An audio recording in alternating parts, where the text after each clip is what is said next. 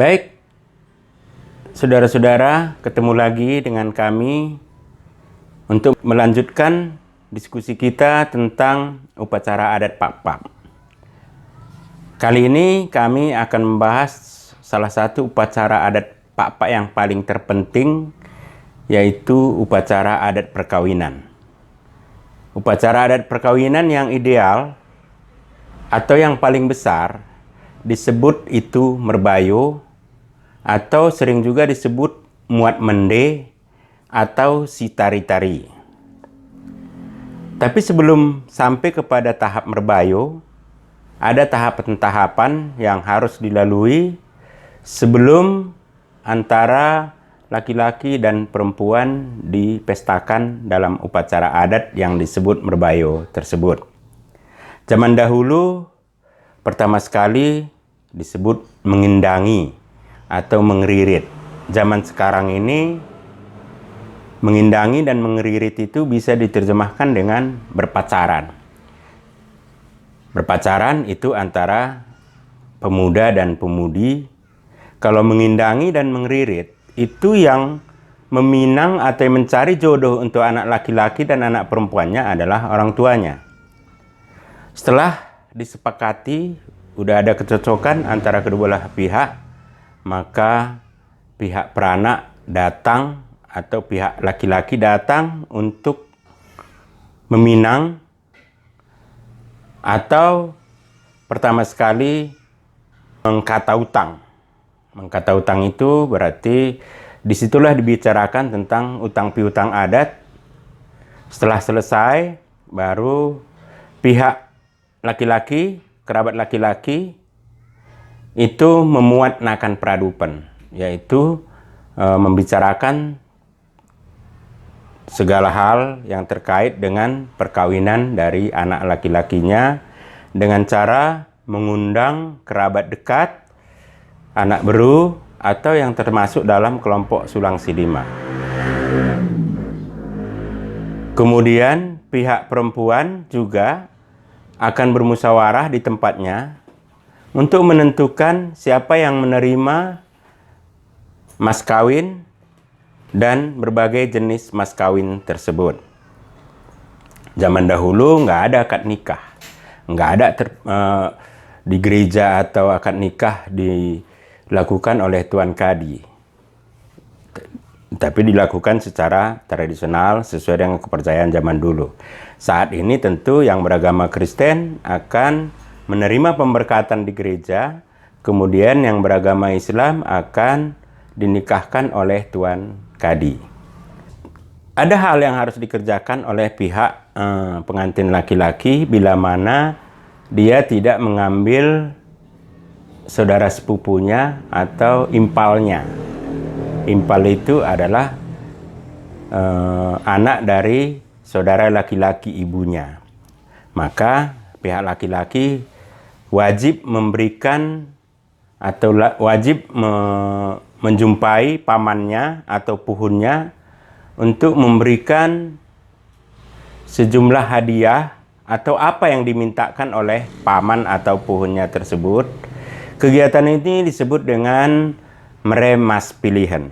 Meremas pilihan ini berarti apa yang diminta oleh paman atau puhunnya sebenarnya zaman dulu wajib diberikan oleh orang tua dari si pengantin laki-laki.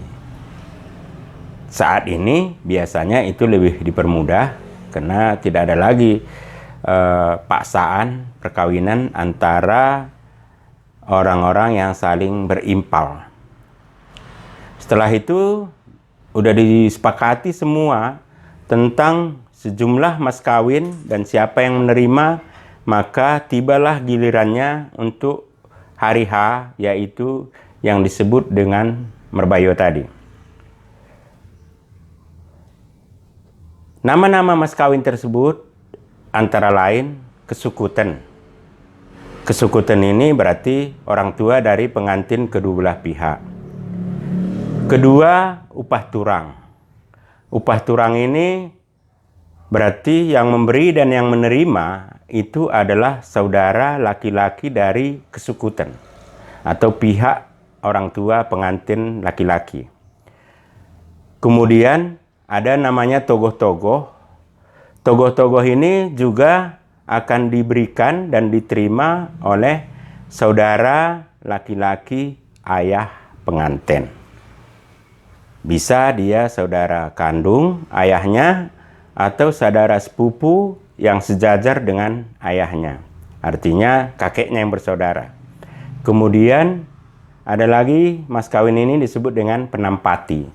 Penampati ini biasanya diberikan kepada saudara sepupu yang kakek ayahnya bersaudara dari pihak laki-laki maupun dari pihak perempuan. Kemudian ada lagi namanya pertadoan.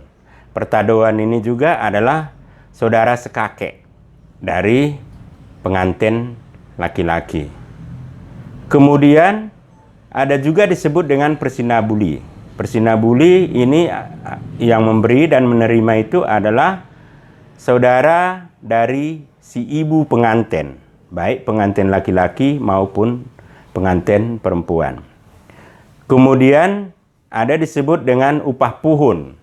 Upah puhun ini yang menerima adalah paman atau saudara laki-laki si ibu pengantin perempuan. Yang menyediakan atau yang membayar adalah anak perempuan dari orang tua pengantin laki-laki atau saudara perempuan dari si ibu. Kemudian di bawahnya ada lagi disebut dengan upah empung. Upah empung ini adalah bersaudara ayah antara ibu pengantin perempuan. Dia yang menerima. Tapi yang membayar adalah juga saudara perempuan pengantin laki-laki atau saudara perempuan dari ayah pengantin laki-laki. Kemudian mas kawin lain disebut dengan penelangken belgah dan penelangken kedek. Penelangken kedek belgah ini adalah kelompok beru yang sudah ditentukan. Sering juga disebut dengan sikandang jandi. Kemudian penelangken kedek juga adalah kelompok beru yang sudah ditentukan. Keduanya ini tidak bisa ditukar-tukar karena ini sudah ditetapkan dan diputuskan. Selama belum dirubah atau dicabut, maka hak itu nggak bisa berpindah kepada pihak lain.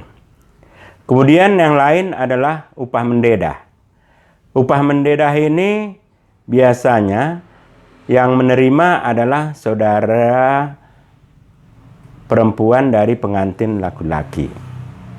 Yang membayar atau yang menyediakan adalah biasanya adalah adik atau kakak dari pengantin laki-laki yang perempuan. Kemudian yang lain ada juga mas kawin yang disebut dengan anak menjai. Anak menjai ini adalah saudara kandung dari si pengantin laki-laki yang membayarnya. Kemudian saudara-saudara dekat ada juga disebut dengan kaing sisosiat. Bila mana misalnya saudara kedua belah pihak banyak, maka saudara dekat ini bisa menerima atau membayar yang disebut dengan kaing sisosiat.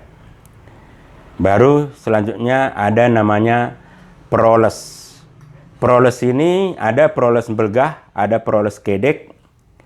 Kemudian ini diberikan sesuai dengan jauh dekatnya hubungan kerabat antar dua pengantin.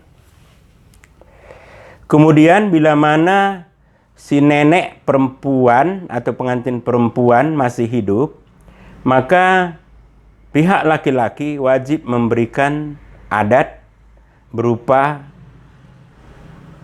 oles atau kain disertai dengan uang. Si nenek tidak wajib memberikan adatnya, maka disebut dengan namanya kain siso merumpan. Khusus kepada ibu, si pengantin perempuan, ada yang disebut hak eksklusif yang disebut dengan gedo-gedo. Gedo-gedo ini hanya boleh diberikan kepada ibu yang melahirkan pengantin perempuan. Tidak bisa kepada ibu yang lainnya. Misalnya ibu tiri atau saudara dari ibu tuanya, inang tuanya, mamak tuanya. Itu tidak bisa. Harus kepada ibu yang melahirkan. Kemudian kepada pihak-pihak lain, ada namanya yang tidak hadir atau yang datang tapi tidak mempunyai hak dan kewajiban. Khusus kepada saudara dari perempuan, ada namanya reme-reme juluntapin. Reme-reme juluntapin ini sejumlah uang dibagi-bagikan kepada kerabat yang tidak memperoleh hak adat atau kewajiban adat pada hari pesta tersebut. Biasanya kalau muat mende atau merbayu ini dilakukan dengan besar-besaran. Karena yang disembelih pun yang menjadi hewan kurbannya adalah kerbau.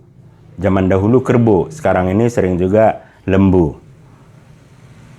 Sehingga sulang pun harus dari kerbau atau lembu tersebut. Hari pelaksanaan ini dimulai dari pagi sampai malam hari. Sampai selesai, kemudian ditutup dengan pago-pago. Itulah kira-kira secara singkat hak dan kewajiban dari kedua belah pihak pengantin. Tapi yang pasti ada beberapa benang merah yang harus kita ketahui. Kalau orang Pakpak puang dalam adat merbayo wajib menyerahkan ayam atau kambing dan binatang lainnya kepada pihak pengantin laki-laki.